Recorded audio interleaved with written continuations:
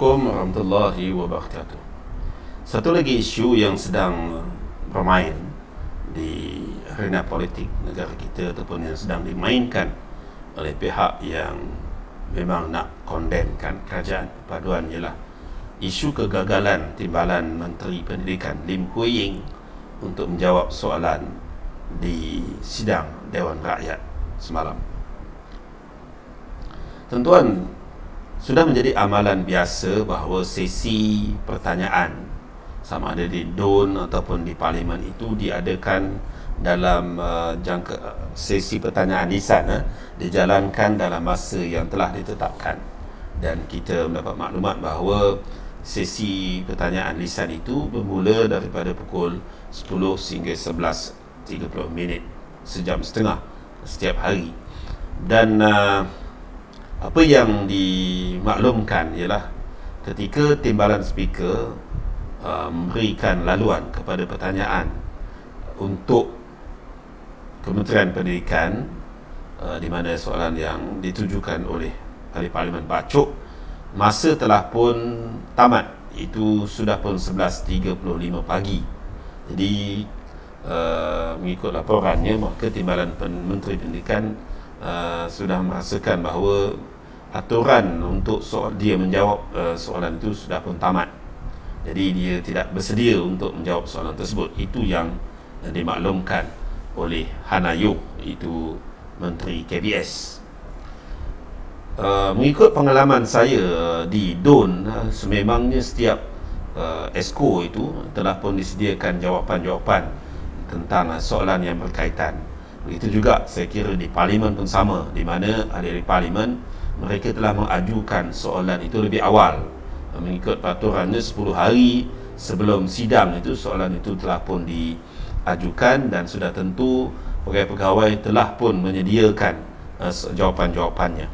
Dalam isu ini bagi saya sepatutnya, walaupun masa itu mungkin tak sempat untuk soalan kita, tetapi setiap menteri dan timbalan menteri itu mestilah bersedia dengan segala kemungkinan. Sebab itu jawapan-jawapan itu kita mesti pegang, kan? Kita mesti ada simpanannya dengan kita, supaya in case berlakunya soalan-soalan ada ahli Parlimen yang tak hadir dan sebagainya, akhirnya soalan-soalan kita itu di skip, soalan-soalan sebelum itu di skip, dan tiba giliran kita.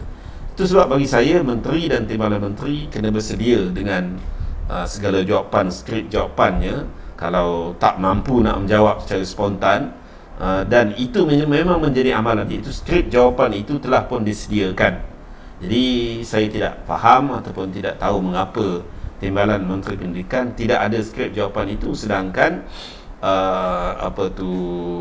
sepatutnya ia telah pun disediakan lebih awal. Walaupun mungkin tak sampai masa untuk kita menjawab, tapi skrip jawapan itu mesti kita simpan ataupun kita bersedia dengan segala kemungkinan. Dalam isu ini kita mengharapkan suatu penambahbaikan dapat dilakukan oleh menteri dan timbalan menteri, terutamanya menteri-menteri yang barulah, timbalan menteri yang baru seperti Lim Hui Ying ini. Dan satu lagi yang ingin saya cadangkan ataupun yang ingin saya tegur ialah sepatutnya menteri dan timbalan menteri ini mesti mempunyai pengetahuan asas, prinsip, secara prinsipnya tentang apa juga yang berkaitan dengan kementeriannya. Jangan langsung kita tak tahu, bila ditanya langsung kita tak boleh beri jawapan. Jadi kalau isu macam ni, sepatutnya sekurang-kurangnya kita dapat memberikan jawapan spontan, dan dari segi angka-angka itu mungkin kita boleh kata saya akan jawab secara bertulis. Tak adalah tiba-tiba terus kata saya akan jawab secara bertulis, kecuali soalan tambahan. Soalan tambahan mungkin biasanya orang akan jawab saya tidak ada data yang khusus, data yang tepat, maka saya akan jawab secara bertulis. Itu sebab bagi saya Lim Hui Ying sepatutnya dia ada pengetahuan yang asas berkaitan dengan apa juga isu yang berkaitan dengan kementeriannya.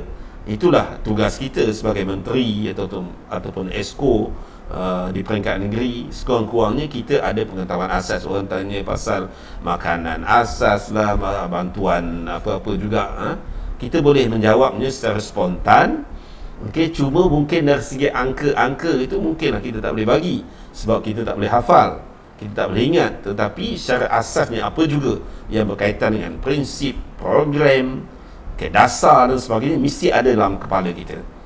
Jadi kalau kita tidak berjaya untuk menjawab soalan-soalan yang basic itu, maka orang akan melihat bahawa kita tidak kompeten. Itu perkara yang penting bagi seorang menteri, timbalan menteri. Dia kena bersedia dan dia kena buat kajian sikit lah. Dia kena buat kajian, dia kena tahu prinsip, dasar, program, asas yang dilaksanakan oleh kementeriannya. Dan bagi saya satu lagi perkara yang mesti diambil perhatian ialah pegawai-pegawai kementerian yang berkaitan mesti ada di dalam dewan.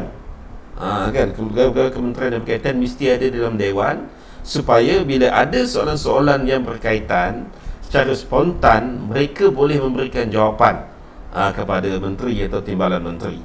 Jadi saya tidak pasti apa yang berlaku, cuma cadangan saya ialah yang pertama, skrip jawapan itu mesti disediakan, mesti ada di tangan menteri dan timbalan menteri pada setiap masa. Perkara yang kedua ialah menteri dan timbalan menteri mesti mempunyai pengetahuan asas berkenaan dengan kementeriannya. Jangan langsung tak boleh nak jawab, kan. Dan yang ketiga, speaker sendiri kena ikut disiplin masa lah. Kalau masa tu dah tamat, jadi janganlah kita tambahkan lagi sebab mungkin akan ada perkara-perkara yang menyebabkan orang tak bersedia dan sebagainya. Sebab mengikut peraturannya sejam 30 minit, kan. Jadi kalau dah 11.35, kita kira itu sudah pun tidak mengikut peraturan. Jadi itu respon saya dan cadangan saya. Kita mesti berlaku adil kepada sesiapa juga, dan seseorang itu bila dah pegang jawatan, dia mesti bersedia dengan segala kemungkinan, bersedia dengan ilmu dan juga maklumat berkenaan dengan kementeriannya. Dan saya kira perkara ini boleh diperbetulkan, boleh dibaiki. Tinggal lagi semua orang mesti mengikut peraturan. Itu perkara yang penting. Kalau tak ikut peraturan, memang akan menimbulkan masalah. Sekian, jumpa lagi. Assalamualaikum warahmatullahi wabarakatuh.